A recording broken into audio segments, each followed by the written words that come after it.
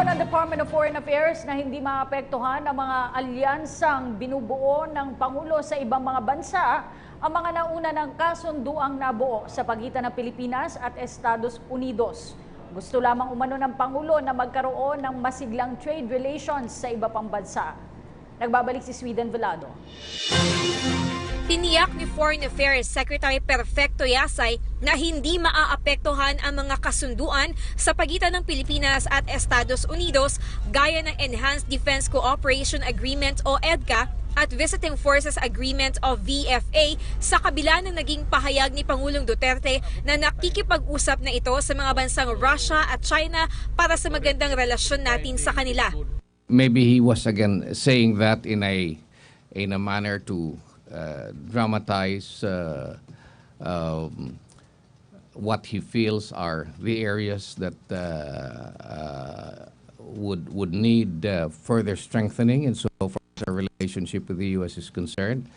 I do not think personally that he meant it in the context of veering away from our commitments with the United States, particularly with our agreements and treaty, or with respect to the close and special relations that we have with the United States.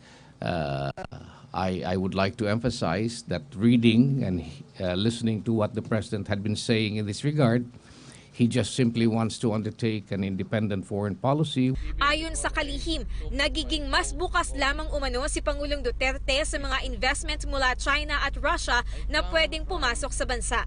Wala naman aniyang masama kung magkaroon ang Pilipinas ng masiglang trade relationship, cultural ties at people-to-people connectivity sa iba pang mga bansa gaya ng China sa kabila na rin ng tensyon sa West Philippine Sea.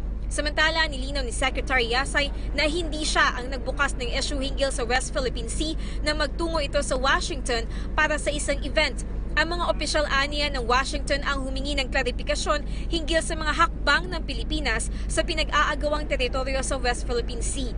Git niya, wala sa national interest natin ngayon ang makipag-bilateral talk sa ibang bansa na walang kinalaman sa sigalot para hindi na maging mas komplikado pa ang issue. Para sa PTV News, Sweden Velado. Ako po si Cathy San Gabriel. Subscribe na sa PTV YouTube channel. I-click lang po ang subscribe button.